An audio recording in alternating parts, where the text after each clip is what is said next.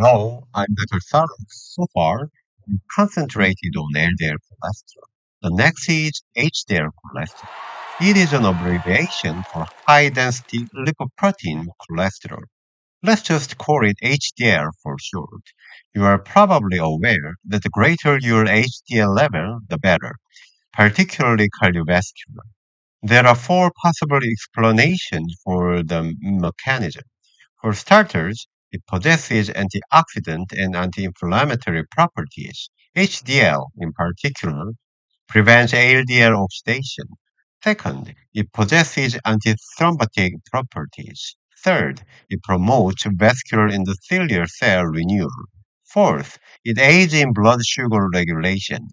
When viewed in this light, it is reasonable to predict that the higher the HDL, the better.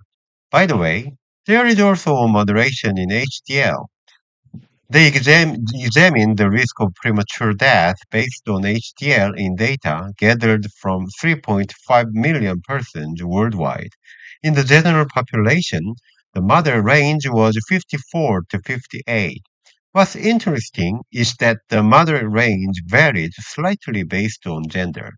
It was encouraging to observe that HDL increased slightly more in women, rising to 52 to 56 in men and 58 to 62 in women.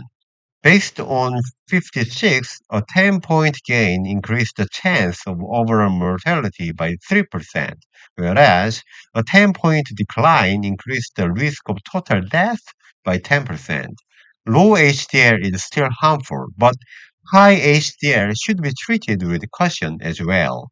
5 year study of 630,000 Ontario people can serve as a comprehensive reference on the importance of HDL regulation.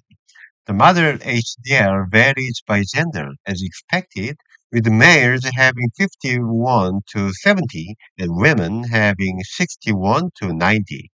For men, not only was the left extreme problematic, but so was the right extreme.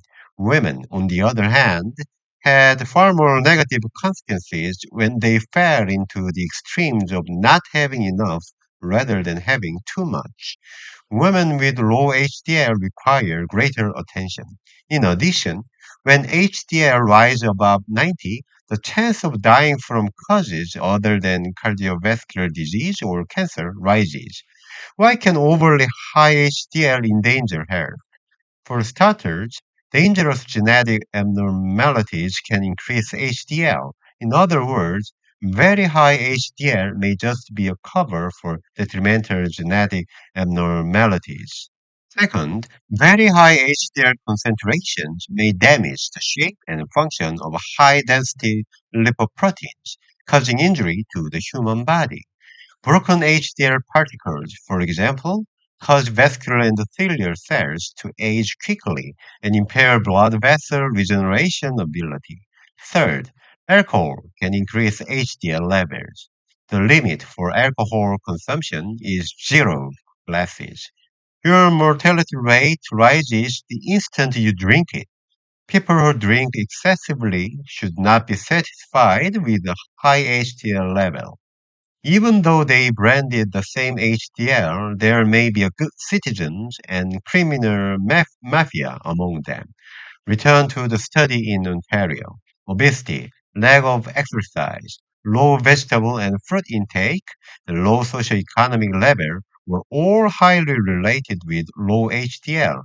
Perhaps HDL can serve as a warning indication that there are risk factors for premature death. The statistics are useful as a guide, but they are not absolute. The notion that just raising HDL can fix all problems is incorrect. For example, there was a clinical trial using niacin to increase HDL. HDL levels rose from 35 to 42, while LDL levels fell from 74 to 62. It went in the expected direction, according to the researchers. After 3 years, however, there was no difference in the number of patients dying from cardiovascular disease between those who received niacin and those who received the placebo. The trial ended early. So there is no need to take medication if your HDL is low. Let us summarize the moderation of HDL. It is advised that it be greater than 50 for men and greater than 60 for women.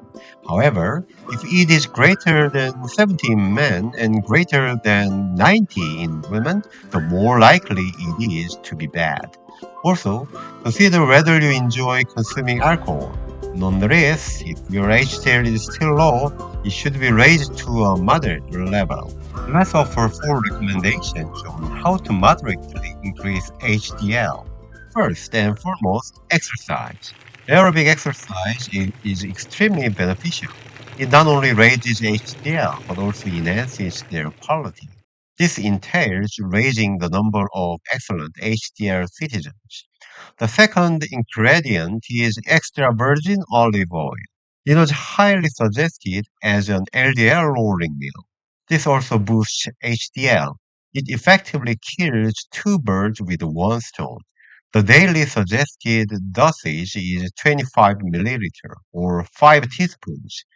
HDL levels increased by 2.4 after an Oh, average of 3 weeks of clinical trials. Third, consume fish. Even after only a short time of 2 months, eating fish more than once a week increased HDL by 2.3. oh, Did you know that one of the cornerstones of preventing cardiovascular disease is eating fish? Fourth, while nuts do not raise HDL, they do improve HDL function. Furthermore, when people have comorbidities or are overweight, obese, nuts can increase their HDL.